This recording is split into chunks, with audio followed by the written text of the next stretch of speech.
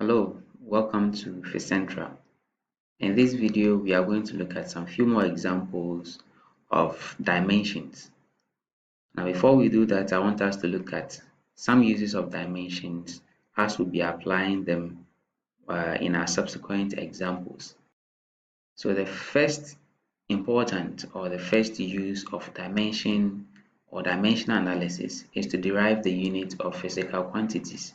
So dimensions are used to derive the units of physical quantities. They can also be used to verify equations. Verifying equations means checking the consistency between two equations. For instance, if I write V equals to U plus AT, is this dimensionally correct? How can we have a single alphabet here and we are saying that it's equal to the whole of this? We can use dimensions to verify this equation to show that whatever is on the left hand side is the same as what is on the right hand side, which we will look at in our subsequent videos. Now, the third example is that we can use to derive equations between quantities. So we find the relation between two quantities, and with the relation, we can derive an equation between those quantities. And then we have dimensional homogeneity, where we can use dimension to identify quantities that can be added or subtracted. We know that in mathematics, for instance, if you have something like 2x plus 2y, these are not the same. You can add them, except when you have 2x and then 2x. These are homogeneous. Now, dimensional analysis will help us to know that two quantities, though bearing the same name, are the same and can be added or subtracted. So these are the uses or the importance of dimensional analysis. So let's get into some examples of dimensional analysis. So our first task here is to find the dimension of work. So what is work at all? What is work? We say that work is said to be done when a force applied on a body causes the body to move through a distance d. So all that we are saying is that if I apply a force to this body here, and this body is able to move from point A to point B, covering a distance in the direction of application of the force, we say work has been done. Work can also be defined simply as the measure of energy transfer to or from an object when a force is being applied over a given distance. So that is not what we are doing today. Today our main task is to find the dimension of work. Knowing what work is, we can derive a formula out of it. So the force multiplied by the distance covered in the direction of the force is the formula for work done. So let's find the dimension of these. Our first step is to find the dimension of both sides. We have to break force down into its basic components. So force is equal to mass times acceleration due to gravity. But unfortunately, acceleration is also not uh, a basic quantity.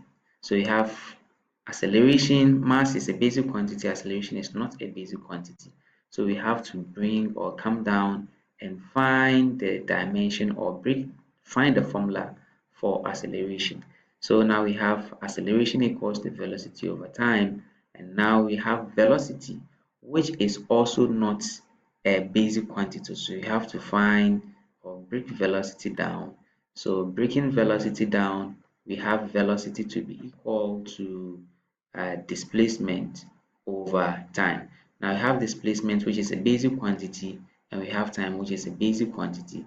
So you can quickly and easily find the dimension of velocity. So now that we have the dimension of velocity, what we are going to do is that we are going to substitute this velocity here. so that we can have the dimension of acceleration. Now, after we get the dimension of acceleration, we substitute it here to get this and mass to give us the dimension of force.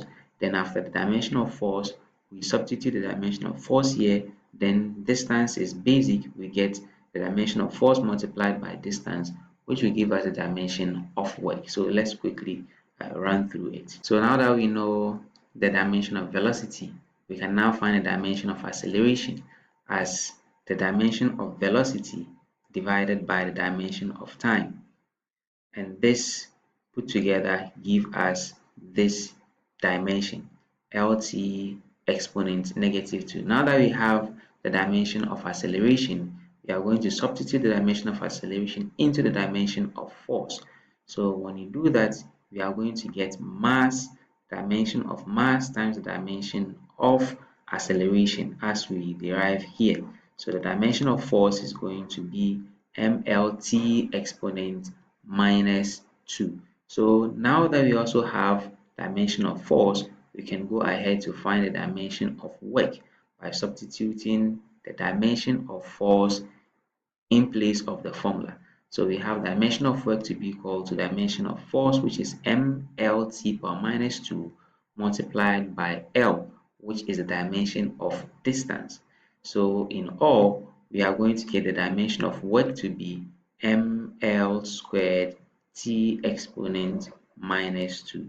So if you are asked to find the dimension of work, this is the dimension. So this is the dimension of work. Now, take note that you may not necessarily have to go through the pain of finding the dimension of velocity, acceleration, and all those. For instance, if the questions asked you to find the dimension of work,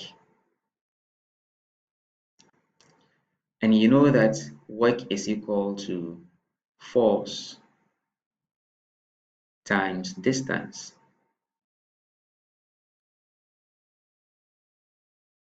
If you have solved several examples, you probably would have known the dimension of force. So it just states that, but dimension of force equals to MLT exponent -2, and dimension of distance equals L. So right away, you substitute for work. So you have dimension of work to be equal to MLT exponent -2 times L. So this is going to give us ML exponent 2 T exponent -2. So you see how easy it looks. But then up here, I had to break it down so that in case you meet a question where you don't know the dimension of the derived quantity, you break it down until you get to the most basic quantities. So, but then if you have the dimensions in mind or you know them by heart, you can just substitute them and get the dimension straightforward. Now, you can be asked to find the unit. Use the dimension. So using the dimension to find the unit of physical quantity. Now we know m is the dimension of mass, and the SI unit of mass is kilogram. L is the dimension of separation, or let's say distance or length, and the unit of that is meters. T is the unit or the dimension of time, and the SI unit of time is seconds. So in place of these dimensions in this answer, we are going to write this unit. So instead of writing ml squared t exponent -2, I'm going to write kilogram meter squared per second squared. So this is the dimension and this is the unit. As simple as that.